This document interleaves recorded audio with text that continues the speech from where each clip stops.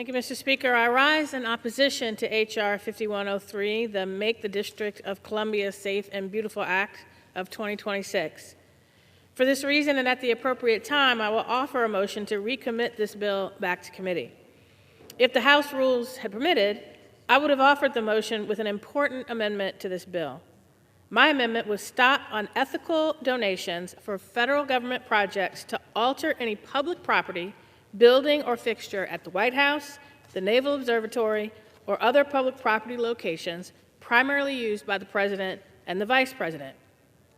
During the longest shutdown in our nation's history, the Trump administration clearly showed the American people where its priorities lay and began demolishing the 123-year-old East Wing to build a gilded ballroom similar to that of his private billionaires club at Mar-a-Lago.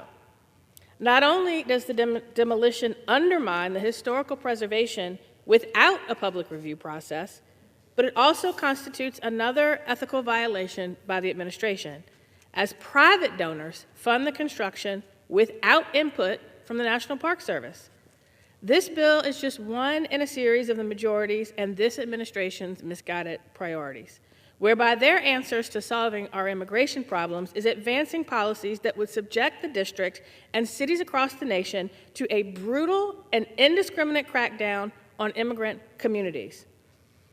While stating that he would go after, quote, the worst of the worst, the president has instead targeted families, permanent residents, refugees, students, and asylum seekers.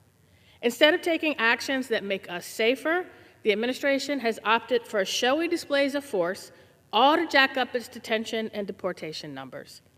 The Trump administration, in its relentless drive to use ICE and Customs and Border Patrol as an instrument of cruelty towards our immigrant communities, has abandoned the Department of Homeland Security's core mission of keeping the homeland safe.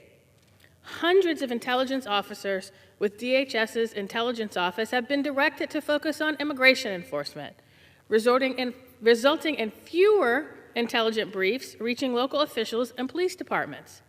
At a time when the president has dragged us into his war of choice with Iran that puts our service members in harm's way with no clear long-term strategy, we absolutely cannot afford to leave ourselves so vulnerable to attack. And with gas prices now on the rise and the cost of groceries, rent, and utilities skyrocketing for millions, we are left to question why this administration would rather pursue vanity projects and its campaign of terror than deliver on the promises it made to the American people. I ask unanimous consent to insert into the record the text of this amendment, and I hope my colleagues will join me in voting for the motion to recommit. Without objection, the gentlelady yields. Reserve the balance of my